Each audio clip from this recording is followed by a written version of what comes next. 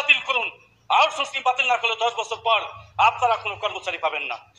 2 নম্বর, পুলিশের ন্যায় আমাদেরকে রেশনের ব্যবস্থা করুন।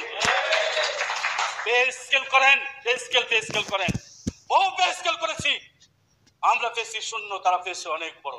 আসসালামু আলাইকুম প্রিয় দর্শক, আজকের ভিডিওটা খুবই গুরুত্বপূর্ণ। ভিডিও শেষে গুরুত্বপূর্ণ আলোচনা করা হবে। চলুন সরাসরি ভিডিওতে। নাম করা একজন নোবেল শান্তিতে নোবেল পেয়েছেন, তিনি ক্ষমতা গ্রহণ করেছেন।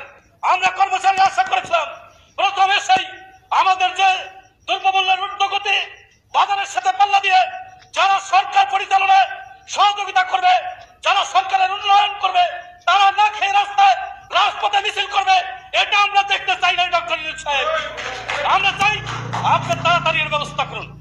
1 নম্বর, আউটসোর্সিং বাতিল করুন। আউটসোর্সিং বাতিল না করলে 10 বছর পর আপনারা কোনো কর্মচারী পাবেন না। 2 নম্বর, পুলিশের ন্যায় আমাদেরকে রেশনের ব্যবস্থা করুন। পে স্কেল করেন, পে স্কেল করেন। বহু পে স্কেল করেছি আমরা, পেয়েছি শূন্য, তারা পেয়েছে অনেক বড়। এই পে স্কেলের পরিবর্তে আজকে আমাদেরকে রেশনিক ব্যবস্থা চালু করে দিতে হবে পুলিশের দামের মতো। আমাদের দাবি আমাদের কর্মচারীদের পোশাকের টাকা বেতনের সাথে প্রদান করুন।